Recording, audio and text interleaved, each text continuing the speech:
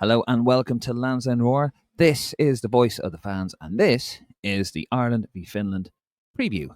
Yes, I am here in Dublin Airport. David Dunn, by the way, joined by Martin Prendergast and Conor McAvoy. And I'm in a food court, as you can see. So you might hear some announcements and all that kind of stuff coming over here. I actually had a few Finland fans in here earlier on as well. They were eyeing me up and I was like, it's Finland, isn't it? Can't really be afraid of them. As always, guys, if you haven't already, please subscribe to the page, scan the QR code, head over to our Facebook, Instagram, and our Twitter account. Head over to lansdowneroad.ie for opinion. James Agnew has written a fantastic piece to get you in the mood for International Week, I suppose. Five games between Ireland and England, and he's gone through those. So have a read of that. Of course, we've got Conor, who's having a big yawn. He's just woken up. He's doing God's work over on Twitter at Rep Tracker. That's at Rep Tracker over on Twitter. If you want to find out how the boys in green and the future boys in green are getting on, he is the man to go to. And yes, before we get into it, just going to remind you, if you're heading over to London on Friday, we have the Lansdowne Legends in association with Jemson. Trying to get the poster up here. Here we go. Martin and myself will be talking to Ian Hart, Clinton Morrison, and Alan Kelly. We'll be talking to them about all things Irish football. Get your tickets at the londonirishcentre.org, and you can pay on the door. However, if you go early, you get 2 free drinks. 2 free drinks. I mean, come on, that's about 12 quid. Tickets are 28 quid. 12 quid off it already with 2 free drinks. And on Saturday, we will be up in the Claddagh Ring with Ian Hart, the man himself. Martin and I will be chatting away to him. Claddagh Ring, and we've also got KickCon Era as well. And it's £5 Guinness all weekend up there. So, I mean, there's only one place to go. And on Sunday as well, we'll have a Q&A with Andy Reid. Martin will be chatting away to Andy Reid there in the Claddagh Ring. So there's only one place to go, folks. Right, let's get into it. We're here for the preview for Ireland against Finland. Can Heimer, Helgrimsson finish off the group in style? Because let's be honest, England's a free hit, lads. Conor, you were looking at the press conference yesterday. No news at the press conference. We're recording this just before 11 a.m. So if anything happens after that time, we've missed it. We always seem to do. So, Conor, tell us, you're a man on the ground. What's going on? What's happening? Ireland 6, Finland 0. Is the not what I asked, but okay. Straight. Nah, but unfortunately for you two, there's a few injury doubts heading in tomorrow, which I'm sure we'll find out more at the presser today. Festy didn't train yesterday, I believe, and neither did Darragh O'Shea. So we could be stuck at right back for an option or two, which could lead to your good old friend coming back in, which, I don't know, he's probably better starting a game than he is coming off the bench, because at least he won't get booed coming onto the pitch. But there seems to be no other really injury doubts going into tomorrow. It's just whether he decides maybe he might play Ryan Manning at left back instead of O'Dowda, but it would be a bit strange if you brought a lad in late and started him over the lad you initially called him up. But I don't know what you think. I think the team he'll go as similar as possible to the Finland game away, where he'll do the 4-4-2 pretty much. Well, it'll be a bit more attacking, I'd say. Smodics, and if Festy plays on the right, they'll be a lot higher up the pitch. And I'm confident. I don't know about you, lads. Are you confident, Martin? I am confident, yeah. I've tried to do a little bit of research on the Finnish and who's coming over. That's very good either. And they've played a very, they're saying there's they call them a weakened squad, basically. A lot of them are in the under-21s for Finland, and a bit experimental. I think they know they're doomed to just relegation. So that's where it is for them. They're not doomed to relegation, are they? And if they beat us, what happens there? But I think they're just accepting that, Ireland are superior footballers, Dave, and we've got Darty back in the squad, and there we go. I think, I think the home game is a massive factor for Ireland, and I'm thinking positive before we go off to obviously play at Wembley. I think that win away really was a massive thing for us, and I think that was a key thing. A little bit like when Stephen Kenny, when we finally scored and things like that. That was another thing that was, this monkey off the team's back in a sense. So And then I'm when I lost confident with it. straight after it. No, I know that, but I think it was a big thing. It really galvanised the squad. He's a lot more assured in the role now, Heimer, and I know we've had injury problems and things like that, which we will cope with. It's no one wants this international window. We've seen that with England, with their mentality and approach to this window as well. So I am confident. I think at home we'll get the job done very professionally and comfortably. To be honest, I think we will. I honestly believe that. I think it's a time now for some of our players to really take their chances. I'm expecting a big performance by Sammy Schmodix. Just seen there from the press conference the other day. He's 8 caps now. I really want to see him playing where he needs to play for that team and show his influence going forward. Nothing to fear. Evan, give him the opportunity as well. Tom Cannon too. I'm quite interested in it. I think it will be a really good game as well. Yeah, I saw when they were doing the behind the scenes on the social media, and when they had the camera on Sammy at Abbottstown, and he went to do his overhead, jokingly, of course. Yeah, look, I mean, I don't share all the optimism that you guys have, to be honest. No, I'm just being honest. I think some of the stuff you guys have come out with has been absolutely borderline delusional, lads. I'm just going to say I love you, but just like, hold on a second. We went there, we played Finland, stole one at the end, let's be honest. We weren't great for many periods of that game. Like, let's call it as it is. And then we went to Greece, and then we were okay against Greece.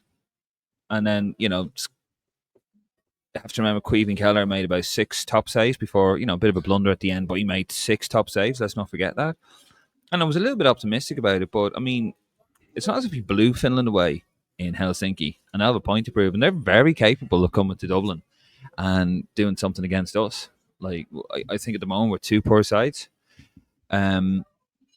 Obviously we're trying to grow, and then you've got this conundrum now with the right back, and it's a bit strange with the left back situation. Cal Medauda coming in instead of Ryan Manning. All joking aside, I'm thinking, okay, I'm not sure what that's about. And then, of course, you got Matt Hartley now may actually start, just due to default, really, because we don't seem to have anyone else. I don't know. And you seem to have the mismanagement of Sammy Smodic, where I'd like to see him down the centre, but he keeps playing out of position. And I want him, as I said, I want him doing his trickery. I want him, because he's a very cute footballer, and I mean that in the best possible way. And I want him doing that in and around the centre, in and around the box, not out in the wing. So I don't know. I'm a bit jet lagged, but and a bit grumpy. But I don't know. I don't share the same optimism that you guys have, because I don't really see what it's based on, to be honest. I just think we have. Yeah, go on, Connor. Go in, set him straight. Give it your best. Just simply looking back at the Greece game at home, I would expect us to be a lot more like that, where we actually were, you could say, for large majority, until they got that goal, until we fell apart from that goal, we were the better team. I know it was slightly better, but it was enough to say we were the better team. And we play Finland tomorrow, who aren't on Greece's level, defensively aren't as solid, don't have the threats in the counter-attack that we can put them under pressure, I'd say, for a large majority of the game. And I think one early goal, which you always hope in football, could kill any momentum they have, because I could feel like they'll probably be up for it, up sitting back, trying to just counter. But if we can catch them out early, Ferguson can get a goal.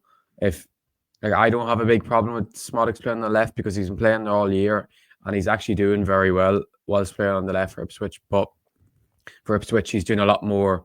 He has a bit of a free roaming role that he can come inside, make things happen. Instead, with Ireland, it's more of a up and down the wing, like a traditional winger playing on the left, which it isn't. So if he's playing on the left tomorrow, I'd be interested to see what sort of freedom he has to come in and make things happen, because, as you know, I think Finazaz has to play, because playing against a low block like that, we need someone who can make great things happen, put some balls in the box for Ferguson. Remove him from the pod. Remove him from the pod. Fuck off with your low block. But who's going to take our set pieces tomorrow if if Brady's not there and Azaz's not playing? Who do you want taking them? Nathan Collins? No, I agree with you. I mean, Finn Azaz, obviously, he's the foreign man at the moment. And I often think international football, it's an old school mentality. But I do think sometimes an old school mentality in certain facets of international football, i.e., going back to a 4-4-2, what you said we should do against Greece, which we did. And you all laughed at me, just saying. But things like picking foreign players. Finn is a foreign player. Definitely has to start. Definitely has to play tomorrow. You want to pick your foreign players. So I'm getting weird looks now of people. Yeah, that's it though. That's my point with Sammy Schmodics. I think we have to really. The criticism of Heimer when he first came in was it was John O'Shea's team was picked and poor performances and players let him down. Doherty, for example. I know Doherty's back in there now, perfect, whatever. But Heimer's got a handle on him now. We turned the corner with that result. You can see the camp is probably trusting his words and what he said and what he's trying to put into place. It's very early days yet. I do just think that we are better than them, kind of man for man. I think if we're organised where we play as well, a lot of our players are playing at better level than most of their players. And I think, you can set out a team there, organise them, be compact, be difficult to beat, which is what we have to do now at Lansdowne Road when anyone comes there. And yeah, we can get an early goal, brilliant. It will worry me the longer it goes that psychologically the team could be damaged by the Greece result of we can be comfortable, have possession, have chances, not take them, and then they might hit us and they'll just shut up shop and it's 1-0 and that's it. Those teams can do that now. These minnows, I'm not saying they are a minnow, but those teams can come to Dublin with a plan, nick the 1-0 and then shut up shop and go in and defend. I think we score early. I think we score early, as Connor said there. I think we should take them apart, but I don't know. We've been here before, haven't we?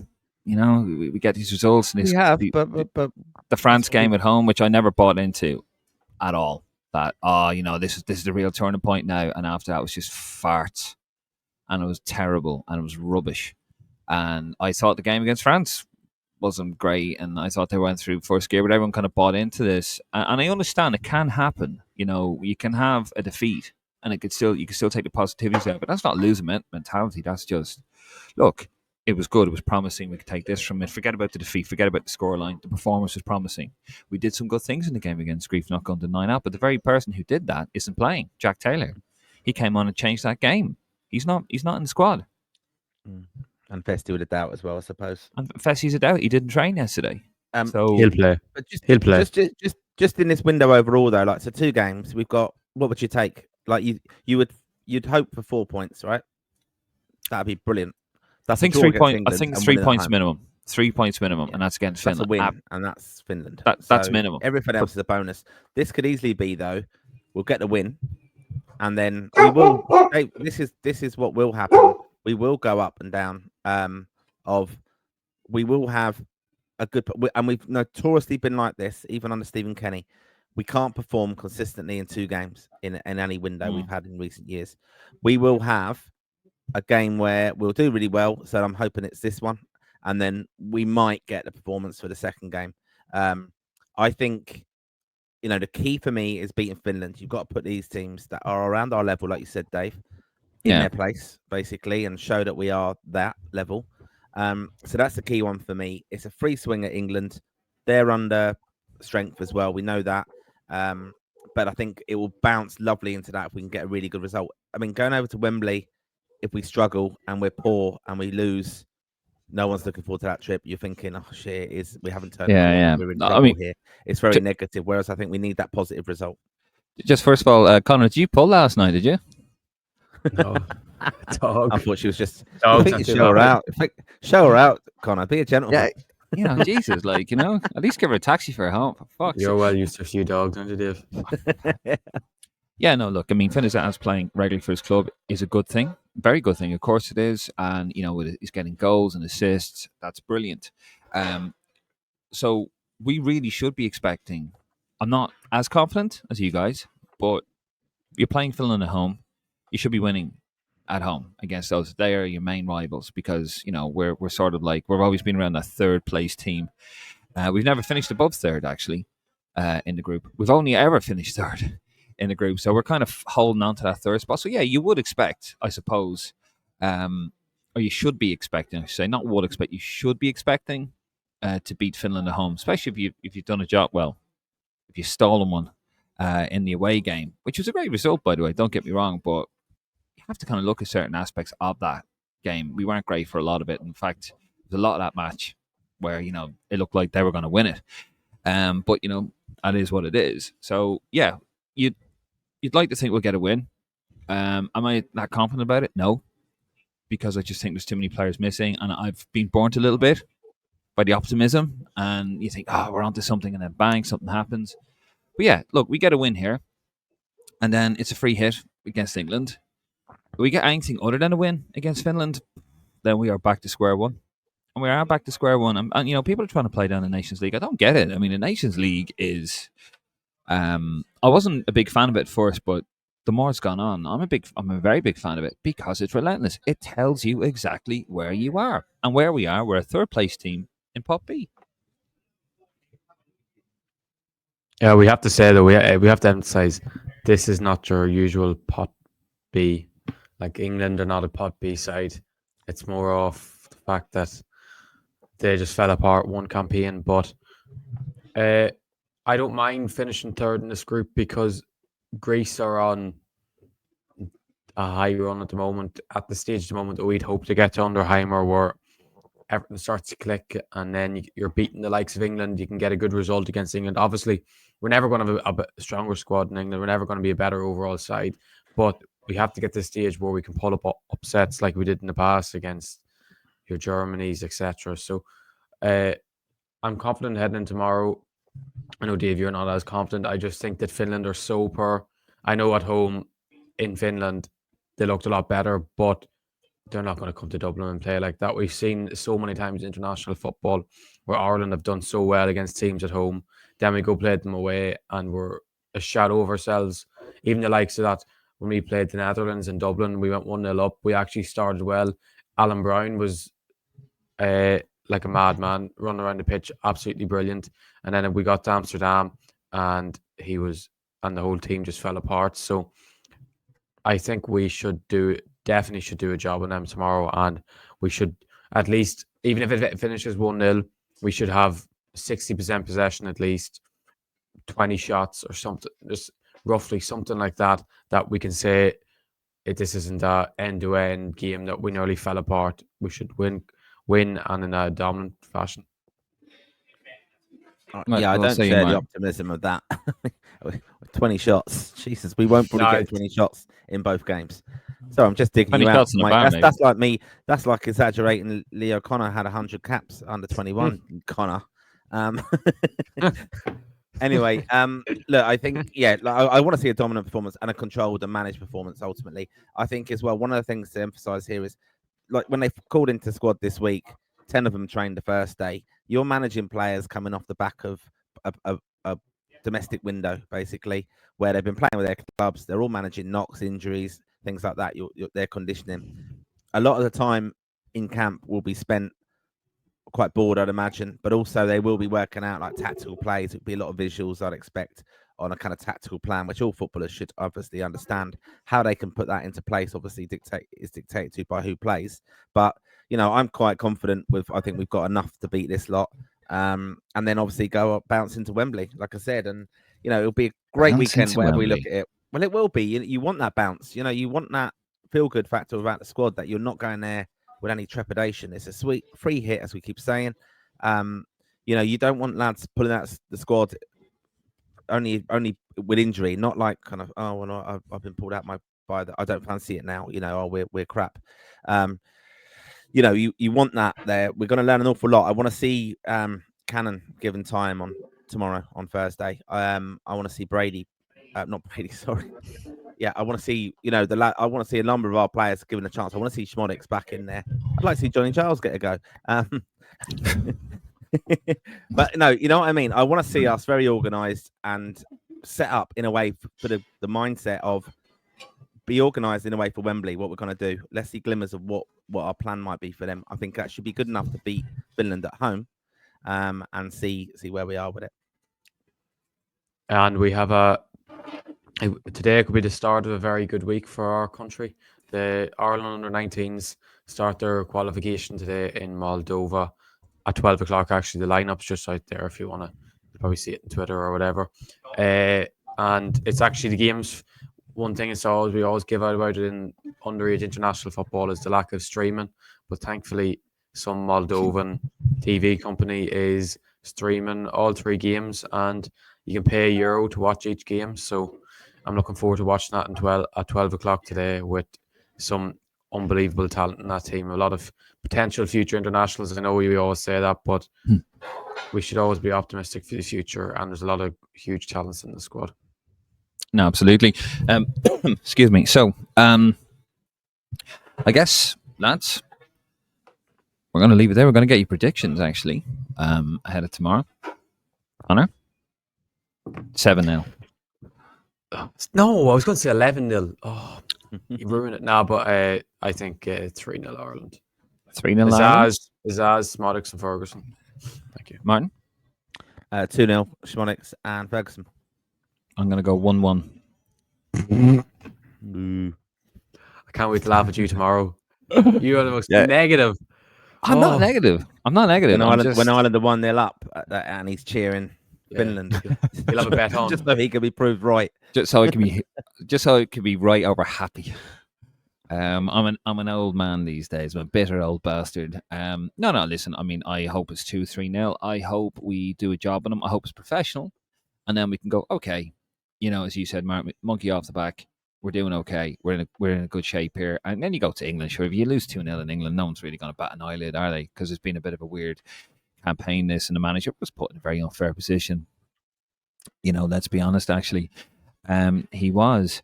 But I'm going to go 1-1. Before you go, in fact, I've got to ask your opinion. Did you see, obviously we all saw it, didn't we? I've only got a picture of the hat. The Spirit of 94. What's a hype jersey? Yeah, this has been ripped to bits by Irish fans on social media, basically. Yeah, this whole hype range, all in to celebrate the anniversary of 1994 World Cup, where obviously we got some great results. Giant Stadium, of course. Well, we got one. Got one great result. Yeah, no, but I would say, I'd rather commemorate that with buying a Lansdowne Road flask, Dave, than buying any of this hype kit. And do you happen to have one of those, Martin? I do, Dave. Yeah, I do have one of those handy. Yeah, we have brought out our own range, and it's the proceeds are going obviously to charity and stuff. But yeah, we do. Excuse the rattling, but yeah, we've got some of these. This is at that. That's the hip flask we've got brought out. I kind of recognise that a number of Irish fans not in the posh seats where you were in Finland were a bit cold, Dave, and they seem to have these things whipping out their pockets and having a quick sip. And that's the listen. What you guys get up to? No. But I was thinking, hang on a second. Well, everyone's on the little flagons, so I thought we'll get a few of them, and we'll put the Irish logo on it, and we'll celebrate 1994 ourselves. But yeah, back to this hype kit. Yeah, I think a couple of things I think they've got wrong, the FAI, with that. Recently, which I think is worth mentioning. First of all, yeah, this hype kit, the launch of that, it's not actually going to be a kit I don't think the Ireland are ever going to wear. Some of it's absolutely awful. I don't understand what the stars are about. And do you have a player edition? How can you have a player edition? Like the professional player edition. They're not going to wear it. Is it player? I don't know what it's about. And to be fair, look, I am I'm saying about how the commercialism FAI has to be better, but I looked through the range last night. I mean, we've gone in, which a lot of clubs do. They have this golf range now. There is an FAI golf range. I don't know if you noticed that on the shop. So basically, it's a nice golf shirt, polo, and or a kind of a weather, water resistant jacket kind of thing that you'd wear on a golf course, and it's got a very subtle Irish logo on it.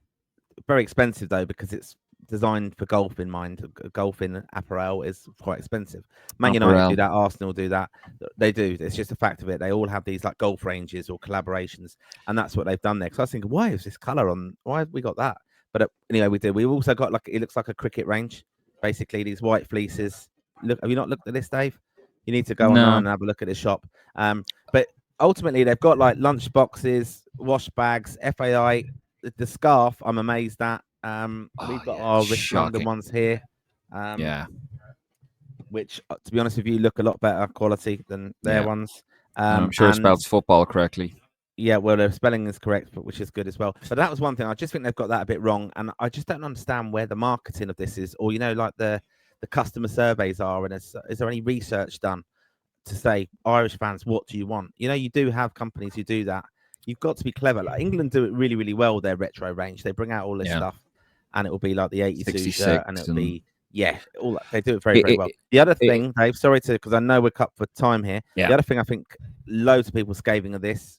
I love it when we have these presentations in camp where the lads get their caps from a former legend or whoever it is. It's not gone down at all well with Irish fans for probably political reasons, and also the kind of damaged legacy, in a sense, with some of his decisions in his career. Robbie Keane was brought in to do that. Loads of people going off the head about that, and just thinking, read the room was what some comments. You're so out of touch with your own fan base. It's ridiculous. It is incredible. I know Robbie, as a footballer, should be beyond reproach for me. Amazing player, underrated if anything, but he's made some decisions. I can't see how they've not understood what that would look like to the Irish fan base politically and everything else. No, I agree. Massive missteps there. I mean, I'm sure that's a Castore thing as opposed to an FAI thing. And they get the FAI to push it. I'm sure that's all part of the deal. But I think it's a massive misstep. I think the jersey's horrible. It doesn't look a thing like the USA '94 shirt at all. It's white, and the only victory we had there was against Italy, and that was wearing green. And it wasn't a great World Cup, let's be honest. We lost two, won one, and drew one. And we only drew because 3 teams got out of the group, and that was a boring 0-0 draw with Norway, which is a dreadful match. As Liam Brady says, you could have taken the ball off the pitch. It was that bad. They've completely missed it again. But anyway, it is what it is. So yeah, check it out. Wasn't a great day for the LPR department yesterday. Right, lads, we're gonna leave it there. Do join us tomorrow. We're gonna be live, Connor and myself, from Lansdowne Road. We will be in the ground. We will be live at 6:45 with the pre-game. So we're going to talk about the team, how Connor reckons they're going to line up when we see the lineup. And then about 5 or so minutes right after the final whistle for the aftermath, Connor and I will be back again from Lansdowne Road to get your opinion, and which is basically all that matters, really. We will be live on Twitter, Facebook, not Instagram, TikTok. Connor, we're going to go TikTok, are we? We're going to debut in TikTok? Yeah. For all the younger kids that, Connor's crowd, I suppose. And yeah, we're going to be live on Twitter, Facebook, YouTube, and TikTok. It's all gone a bit mad. Before I go, please don't forget Lansdowne Legends Friday. If you're around London, head to the Irish Centre. London Irish Centre, Camden Town, we're called Ian Hart, Glenn Morrison, Alan Kelly. Tickets are available on the London IrishCentre.org website. Go to events. It's in there. $28.50 for a ticket. You might say that's a bit steep. 2 free drinks if you book in advance online. 2 free drinks. That's already £12. Bosh. Thereabouts. Knocked off your bill. You can just show up on the door and get a ticket that way. That's absolutely fine. You won't get the discount, but you'll still be able to watch Martin and myself talk to 3 Lansdowne Legends. And then on Saturday, we are chatting away to Ian Hart in the Claddagh. And we've also got Kick On upstairs. We've also got live music. It's going to be a fantastic night. And then on Sunday, we're going to have a Q&A with Andy Reid, and there's going to be buses and all sorts going to the stadium. It's not too far. It's in Hendon. 30-minute drive, if that, from Wembley Stadium. So Lansdowne Roar is the place to be. Right. We'll see you tomorrow, live from Lansdowne Road at 6:45. Connor himself will be there to have a look at the team. Anyway, for now, I'm David Dunn. He's Martin Prendergast. That's Connor Paddington Bear on the end there. And we're going to see you tomorrow. Come on, you boys in green.